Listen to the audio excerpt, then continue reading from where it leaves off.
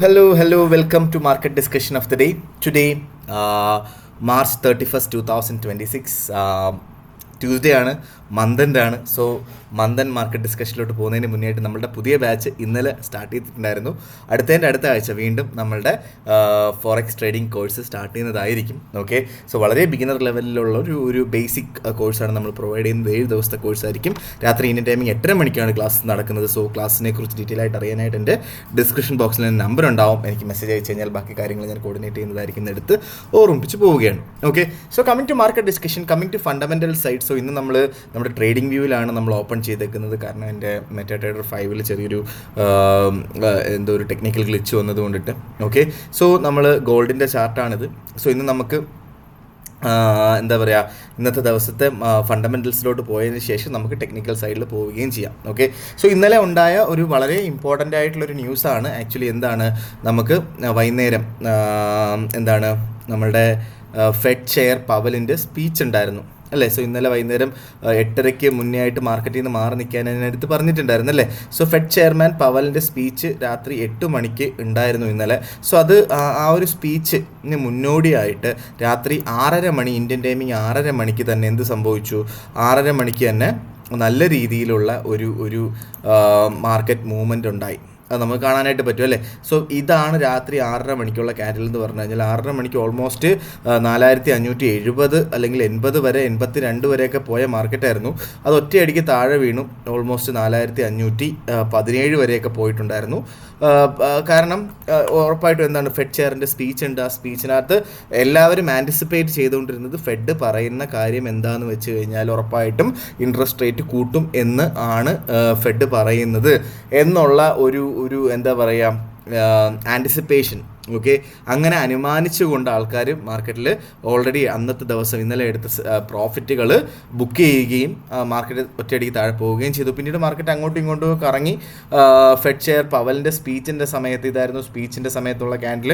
So അത് market 4545 എത്തിച്ചു. അതിൻ്റെ അടുത്ത ക്യാൻഡിൽ 4560 വരെയൊക്കെ പോയിട്ടുണ്ടായിരുന്നു. പിന്നീട് മാർക്കറ്റ് വീണ്ടും ഒരു 4480 വരെ മാർക്കറ്റ് ഇന്നലെ പോയതിന് ശേഷമാണ് ഇന്ന് രാവിലെ ഒരു 2 ക്യാൻഡിൽ രാവിലെ 6 മണിക്കുള്ള ക്യാൻഡിൽ ഓൾമോസ്റ്റ് 4620 വരെയൊക്കെ ടച്ച് ചെയ്തത് അല്ലേ. സോ ഇപ്പോൾ 4575 നിൽക്കുന്നു. സോ എന്താണ് നടക്കുന്നത്? വളരെ പല ആൾക്കാരും എൻ്റെ അടുത്ത് ചോദിക്കുന്ന ഒരു കാര്യം, എന്താണ് ഇവിടെ നടക്കുന്നത്? സോ ബേസിക്കലി ഇന്നലെ സ്പീച്ചിനകത്ത് നമ്മുടെ ജെറോം പവൽ പറഞ്ഞിട്ടുള്ള വളരെ ഇമ്പോർട്ടൻ്റ് ആയിട്ടുള്ള ഒരു കാര്യം എന്താ വെച്ചാൽ there is no reason to hike rates right now.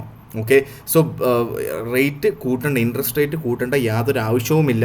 Okay, expensive gas ഇപ്പം ഗ്യാസും നല്ല എനർജിയൊക്കെ എക്സ്പെൻസീവായിട്ട് പോയിക്കൊണ്ടിരിക്കുന്നത്, ഇപ്പോൾ ഓയിൽ എക്സ്പെൻസീവായിട്ട് പോയിക്കൊണ്ടിരിക്കുന്ന ഇതൊരു ടെമ്പററി പ്രോബ്ലം മാത്രമാണ്.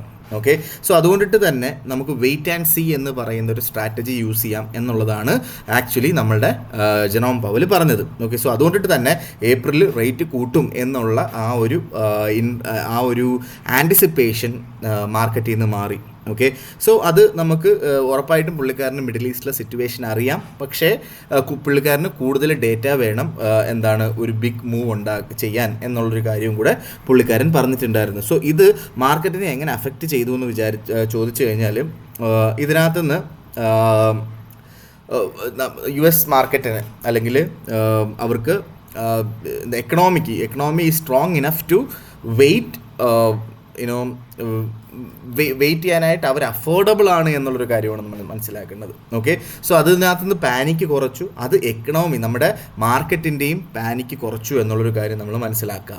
ഓക്കെ, സോ ഇത് ഗോൾഡിനെ എങ്ങനെ അഫക്റ്റ് ചെയ്യുമെന്ന് വെച്ച് കഴിഞ്ഞാൽ സോ ഗോൾഡ് മുകളിലോട്ട് പോകാനുള്ള പോസിബിലിറ്റി വളരെ കൂടുതലാണെന്നുള്ളൊരു കാര്യം നമുക്ക് മനസ്സിലാക്കാം. കാരണം ഓക്കെ, നമ്മൾ നേരത്തെ ഇൻട്രസ്റ്റ് റേറ്റ് കൂട്ടുന്നതിലൂടെ ഗോൾഡ് താഴോട്ട് പോവുകയും ഇൻട്രസ്റ്റ് റേറ്റ് കുറയ്ക്കുന്നതിലൂടെ ഗോൾഡ് മുകളിലോട്ട് പോവുകയും ചെയ്യും. ഓക്കെ, ഇതാണ് ബേസിക് ആയിട്ടുള്ള എക്കണോമിക്സ് എന്ന് പറഞ്ഞു കഴിഞ്ഞാൽ അതിവിടെ വർക്കാകും എന്ന് തന്നെയാണ് എൻ്റെ വിശ്വാസം. സോ അത് നമ്മളുടെ 4500 എന്ന് പറയുന്ന പ്രൈസ് ഗോൾഡിൽ ഒരു പ്രോപ്പറായിട്ടുള്ള ഒരു സപ്പോർട്ട് അവിടെ ബിൽഡ് ചെയ്ത് അവിടുന്ന് മുകളിലോട്ട് പോകാനായിട്ടുള്ള പോസിബിലിറ്റി വളരെ കൂട്ടുന്നു എന്നുള്ളൊരു കാര്യം നമ്മൾ മനസ്സിലാക്കി പോവുക. അതാണ് ഇന്നലെ നടന്ന ഏറ്റവും ഇമ്പോർട്ടൻ്റ് ആയിട്ടുള്ള ന്യൂസ് എനിക്ക് പറഞ്ഞു പോകാനായിട്ടുള്ള കാര്യവും. ഓക്കെ. സോ അതേപോലെ നമുക്കറിയാം ഏപ്രിൽ 6 തീയതിയിലത്തെ കാര്യം. ഏപ്രിൽ 6 വരെയാണ് നമ്മളുടെ ട്രംപ് അണ്ണൻ ഡെഡ് ലൈൻ കൊടുത്തിട്ടുള്ളത്. എന്താണ്? ഇറാൻ്റെ എനർജി പ്ലാന്റുകൾ ഡിസ്ട്രോയ് ചെയ്യാതിരിക്കാനായിട്ട്. സോ അതിനുശേഷം എന്താണ് സംഭവിക്കാൻ പോകുന്നത് എന്നുള്ളൊരു കാര്യം നമുക്കറിയില്ല. ഓക്കെ. സോ പുള്ളിക്കാരൻ സോഷ്യൽ മീഡിയയിലൊക്കെ പറയുന്നുണ്ട്, എന്താണ്, talks are going really well, but എന്താ പറയുക, ഇറാൻ ലീഡർഷിപ്പ് സ്റ്റിൽ ഒരു ടഫ് ലാംഗ്വേജ് ആണ് യൂസ് ചെയ്യുന്നത് എന്നുള്ള രീതിയിൽ പുള്ളിക്കാരൻ സോഷ്യൽ മീഡിയയിലൊക്കെ പറയുന്നുണ്ട്. ഓക്കെ. സോ ബേസിക്കലി ഇത് എങ്ങനെയാണ് ഗോൾഡിനെ അഫക്റ്റ് ചെയ്യുന്നതെന്ന് ചോദിച്ചു കഴിഞ്ഞാൽ ഉറപ്പായിട്ടും ആൾക്കാർ അടുത്ത മൺഡേ ഏപ്രിൽ 6 വേണ്ടി വെയിറ്റ് ചെയ്തിരിക്കുകയാണ്. ഓക്കെ. സോ ഏപ്രിൽ 6 ഈ ഒരു ഡീല് സംഭവിക്കുമോ ഇല്ലയോ എന്നുള്ളൊരു അൺസർട്ടനിറ്റി ഇവിടെ നിൽക്കുന്നുണ്ട്. ഓക്കെ. സോ ആ ഒരു ഡീല് നടക്കുമോ ഇല്ലയോ എന്നുള്ളൊരു കാര്യത്തിനകത്ത് ഉള്ളൊരു എന്താ പറയുക, ഇൻവെസ്റ്റേഴ്സ് അതിനകത്ത് പാനിക് അല്ലെങ്കിൽ ആ ഒരു അൺസർട്ടൻ സിറ്റുവേഷനിൽ മാർക്കറ്റ് നിൽക്കുന്നു. സോ അതുകൊണ്ടിട്ട് തന്നെ ഗോൾഡ് മുകളിലോട്ടും പോകുന്നില്ല, താഴോട്ടും പോകുന്നില്ല, അവിടെ ഇങ്ങനെ ഒരു മിഡ് റേഞ്ചിൽ ഇങ്ങനെ പിടിച്ച് നിൽക്കുകയാണിപ്പം. ഓക്കെ. സോ ഇതാണ് നമുക്ക് പൊളിറ്റിക്കൽ സൈഡിൽ നിന്ന് നമ്മൾ മനസ്സിലാക്കിയിരിക്കേണ്ട കാര്യങ്ങൾ. സോ നമ്മൾ നേരത്തെ ഗോൾഡ് ഇത്രയും വലിയൊരു എന്താ പറയുക, നമുക്ക് ഇത്രയും വലിയൊരു വാറുകൾ വന്നിട്ടും, ഇത്രയും വലിയൊരു വാറ് അല്ലേ, സോ അതിനകത്തുനിന്ന് ഇൻഫ്ലേഷൻ ഉണ്ടായി അല്ലേ, സോ ഇത്രയും വലിയൊരു വാർ ഉണ്ടായിട്ടും ഗോൾഡിൻ്റെ പ്രൈസ് മുകളിലോട്ട് പോകുന്നില്ല. പല ആൾക്കാരുടെയും, എനിക്ക് പേഴ്സണലി അറിയാവുന്ന ആൾക്കാരൊക്കെ 5300 5400 ബൈ ചെയ്തിട്ടിട്ടുണ്ട്. ഓക്കെ. പല ആൾക്കാരുടെ അക്കൗണ്ടൊക്കെ ഫ്രീസായി പോയിട്ടുണ്ട്, അവർ സ്റ്റോപ്പ് ലോസ് ഇടാത്തതുകൊണ്ട്. പക്ഷേ പല ആൾക്കാരും ഇപ്പോഴും ഹോൾഡ് ചെയ്യുന്നവരുണ്ട്. അപ്പം എന്തുകൊണ്ടാണ് ഗോൾഡ് മുകളിലോട്ട് പോകാതിരുന്നത്? ഈ ഇൻട്രസ്റ്റ് റേറ്റ് കുറയ്ക്കില്ല അല്ലെ കൂട്ടില്ല എന്ന് ഉള്ള അനുമാനത്തിലാണ് ആക്ച്വലി ഗോൾഡ് മുകളിലോട്ട് പോകാതിരിക്കുന്നത്. സോ ഇന്നലെ ജെറോം പവൽ തന്നെ നേരിട്ട് വന്ന് പറഞ്ഞു, ഇൻട്രസ്റ്റ് റേറ്റ് പുള്ളിക്കാരൻ കൂട്ടാനായിട്ടുള്ള പോസിബിലിറ്റി വളരെ കുറവാണ്, എക്കണോമിക്ക് അത് സസ്റ്റെയിൻ ചെയ്യാൻ പറ്റും എന്നുള്ളൊരു കാര്യം പറഞ്ഞത് കൊണ്ടിട്ട് തന്നെ ഉറപ്പായിട്ടും ഇനി ഗോൾഡ് ഇനി ഒരു ട്രെൻഡ്, അതായത് ആ ഒരു ന്യൂസ് ആക്ച്വലി എന്താണ്, ട്രെൻഡ് ഒന്ന് അതായത് നമ്മുടെ ഗോൾഡിൻ്റെ ആ താഴോട്ട് പോകുന്ന ആ ഒരു സംഭവം ഒന്ന് പിടിച്ചു നിർത്തി ഒരു പ്രോപ്പർ സപ്പോർട്ട് നമുക്ക് കിട്ടും എന്നുള്ളൊരു കാര്യം മനസ്സിലാക്കുക. സോ നാളത്തെ റീറ്റെയിൽ സെയിൽസിൻ്റെ ന്യൂസ് വളരെ ഇമ്പോർട്ടൻ്റ് ആണ്. നാളെ വൈകുന്നേരം നമ്മൾ ഫോറക്സ് ഫാക്ടറി നോക്കിക്കഴിഞ്ഞാൽ ഇന്ന് ഭയങ്കരമായിട്ടുള്ള ന്യൂസുകളൊന്നും തന്നെ ഇല്ല. ഓക്കെ. സോ ഇന്ന് നമുക്ക് വൈകുന്നേരം എന്താണ്, ഗോൾഡ് ജോബ് ഓപ്പണിങ്ങിൻ്റെ ന്യൂസ് ഉണ്ട്, CB കൺസ്യൂമർ കോൺഫിഡൻസ് ഇൻഡെക്സ് ഉണ്ട്. ഇത് രണ്ടും ഭയങ്കര ഇമ്പോർട്ടൻ്റ് എന്നൊന്നും പറയാൻ പറ്റില്ല. ഓക്കെ. പക്ഷേ നാളെ നമുക്ക് റീറ്റെയിൽ സെയിൽസിൻ്റെ ന്യൂസ് ഉണ്ട്. സോ ഈ ഒരു സിറ്റുവേഷനിൽ, ഇത്ര ഇൻഫ്ലേഷൻ ഹൈ ആയിട്ടിരിക്കുന്ന ഈ ഒരു സിറ്റുവേഷനിൽ നാളെ വൈകുന്നേരം 6 മണിക്ക് US നിന്ന് വരുന്ന റീറ്റെയിൽ സെയിൽസിൻ്റെ ന്യൂസ് വളരെ വളരെ ഇമ്പോർട്ടൻ്റ് ആയിട്ട് നമ്മൾക്ക് കാണണം. ബേസിക്കലി ഒരു 4 മണി 5 മണിക്ക് മുന്നേ ആയിട്ട് മാർക്കറ്റിൽ നിന്ന് മാറി നിൽക്കണം. സോ പല ആൾക്കാരും എൻ്റെ ചോദിക്കാറുണ്ട്, എന്തുകൊണ്ട് ഇന്നലെ 8 മണിക്ക് മുന്നേ ആയിട്ട് മാറി നിന്നാൽ പോരെ, എന്തുകൊണ്ട് ഒരു 5 മണിക്ക് മുന്നേ മാറി നിൽക്കണമെന്ന് പറഞ്ഞു. ഇന്നലെ നിങ്ങൾ കണ്ടില്ലേ മാർക്കറ്റിൽ പോയ പോക്ക്.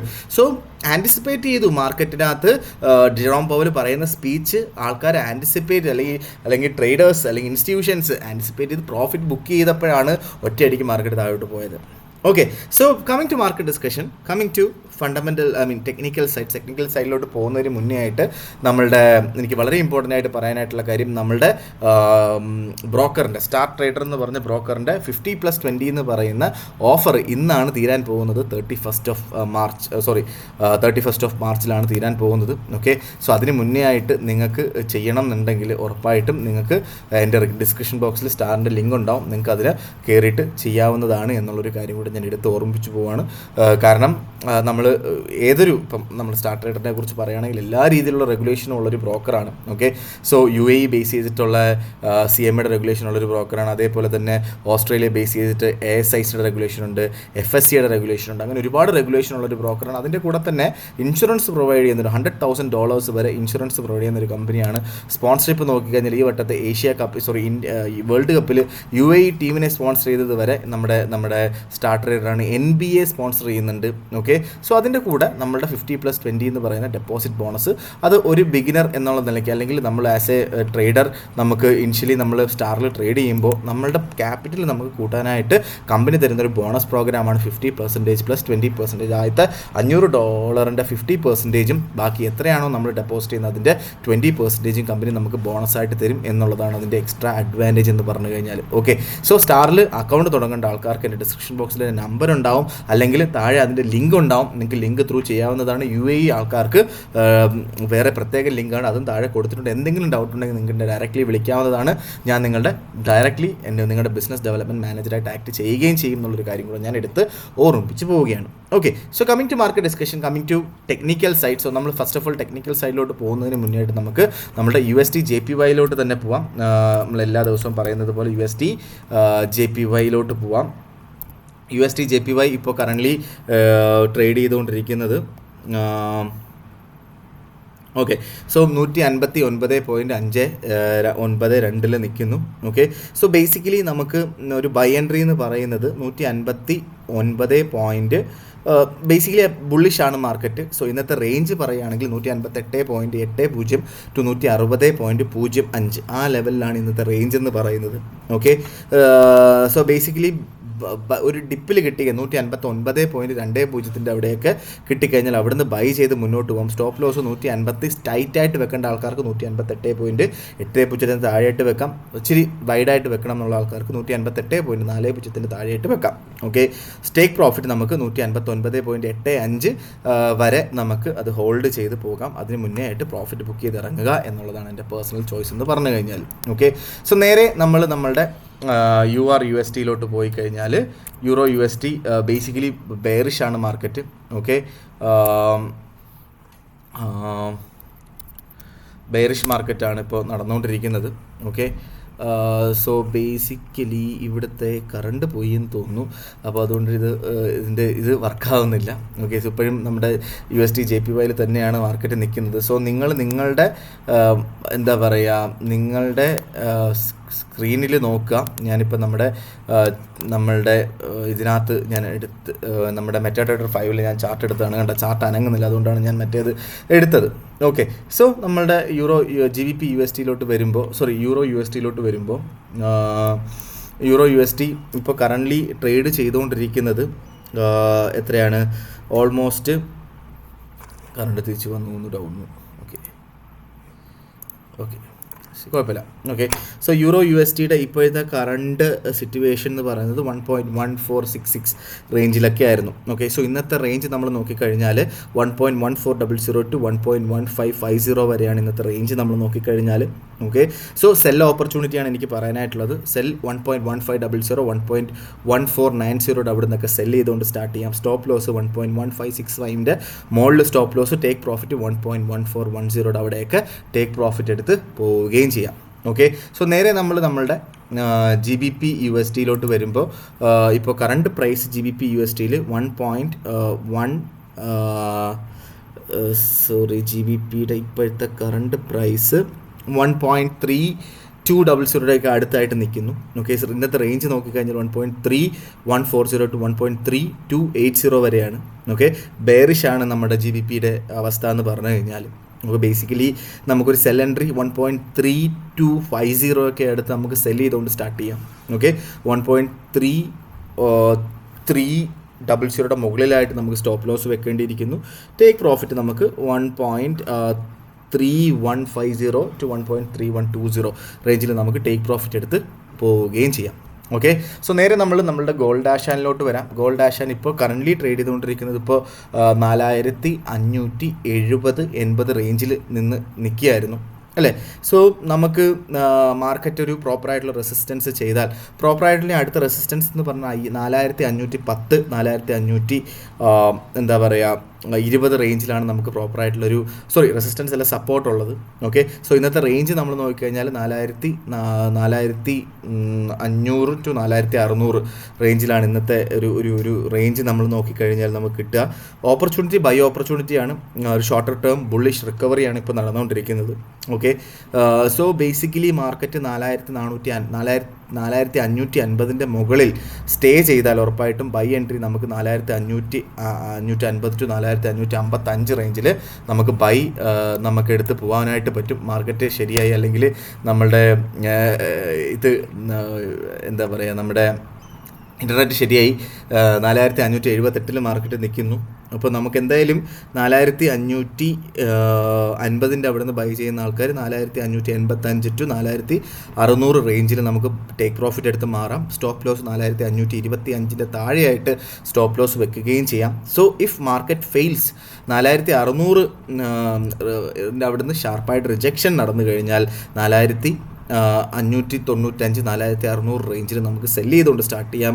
സ്റ്റോപ്പ് ലോസ് 4615 മുകളിലായിട്ട് വേണം. ടേക്ക് പ്രോഫിറ്റ് നമുക്ക് 4530 അവിടെയൊക്കെ നമുക്ക് ടേക്ക് പ്രോഫിറ്റ് എടുത്ത് പോവുകയും ചെയ്യാം. അല്ലെങ്കിൽ 4550 അവിടെ ടേക്ക് പ്രോഫിറ്റ് എടുത്ത് പോകുന്നതുകൊണ്ടും തെറ്റില്ലാത്ത കാര്യമാണ്.